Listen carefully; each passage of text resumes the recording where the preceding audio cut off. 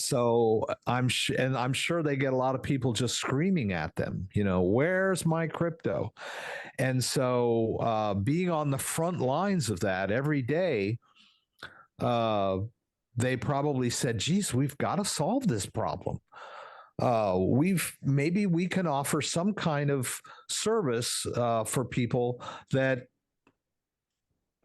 are just not able to manage their own seed phrase without losing it or exposing it.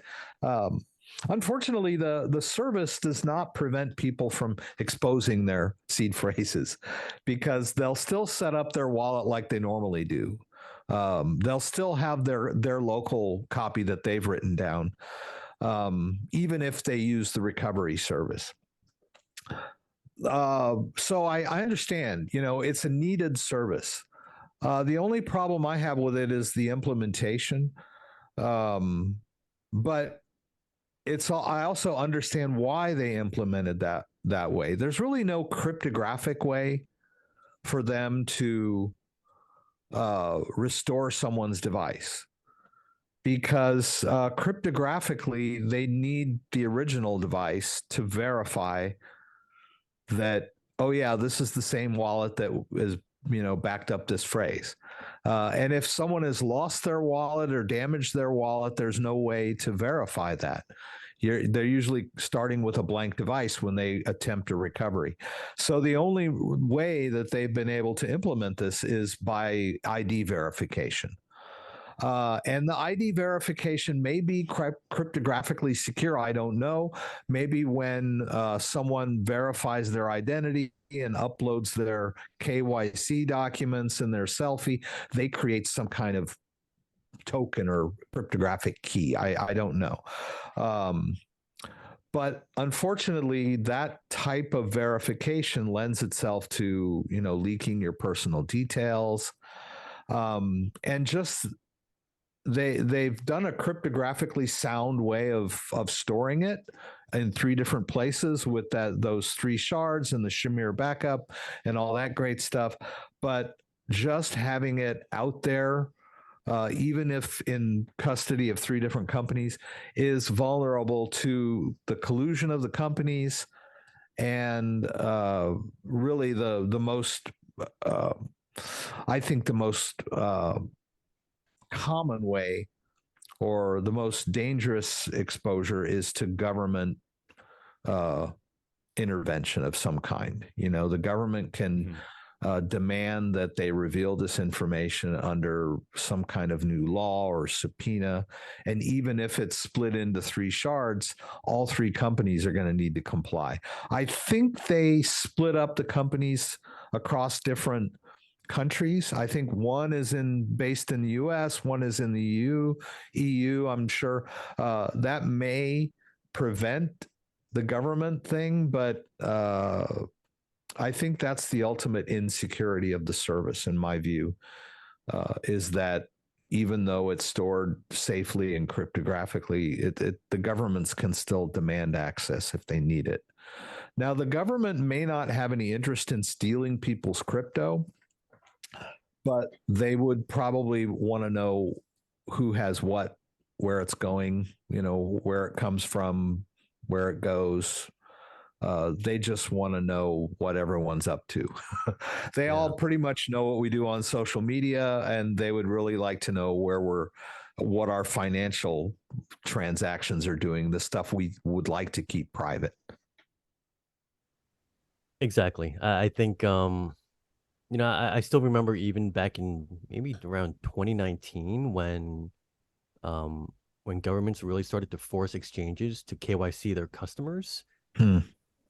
Even that time, a lot of people just hated that, right?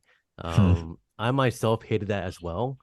I think it was until then, from 2019 till now, I've basically have tried to stay away from exchanges just because, I mean, like most people are okay with KYC, right? But I think a lot of people like myself, they still want to stay true to the ethos of, I guess, anonymity and decentralization.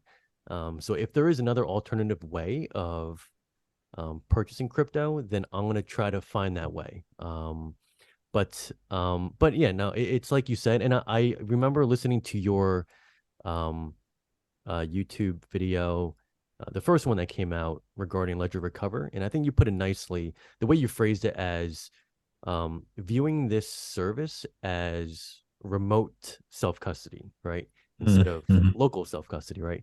Mm. I think that was an excellent way of phrasing it, just because I mean it kind of still is self custody, but there is that extra backup remotely that you can always access. So yeah.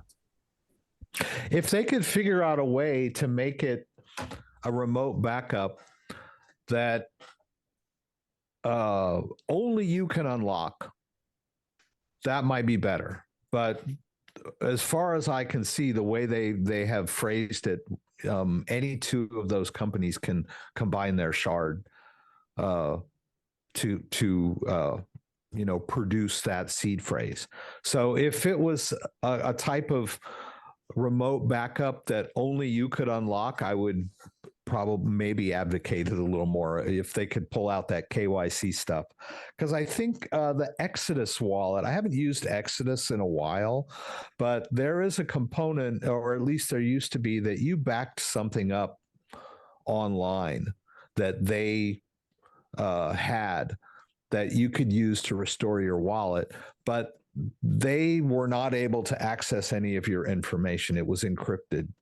And then, like 1Password, I use a password manager, and 1Password has your password files stored remotely, but they are encrypted. They have no access to them.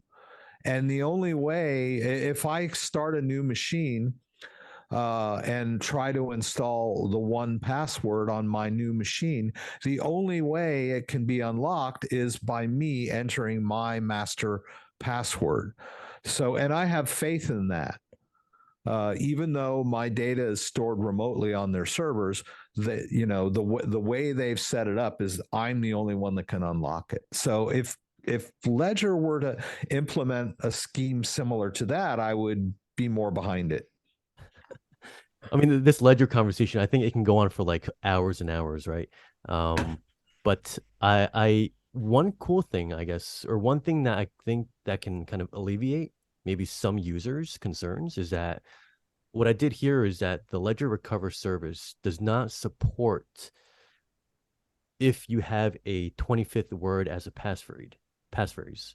So it does, take your seed, which will create the 24 words or 12 words of your BIP39 seed phrase. But if you have a passphrase, a 25th word acting as the passphrase, then Ledger Recover wouldn't be able to, I guess, incorporate that into their system. So, yeah, that's totally true.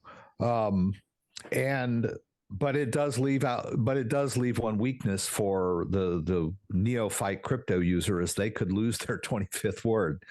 And that's the same issue with my 1Password back at my password manager. If I forget my master password, then I've lost access. So I think Ledger's trying to come up with some kind of turnkey method that doesn't rely on the user. And that's hard. It's really hard to find a system that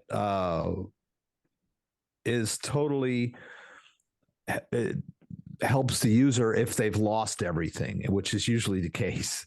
But yeah, I mean, that 25th word, if the user can be trusted to not lose his 25th word, then their seed phrase is totally useless to anyone that might encounter it, whether it's a government or the two companies combine their shard. It would basically just be an empty wallet if the user, implements the passphrase. That 25th word would secure that base seed phrase from anything, right? It would just be an empty wallet as far as they could see.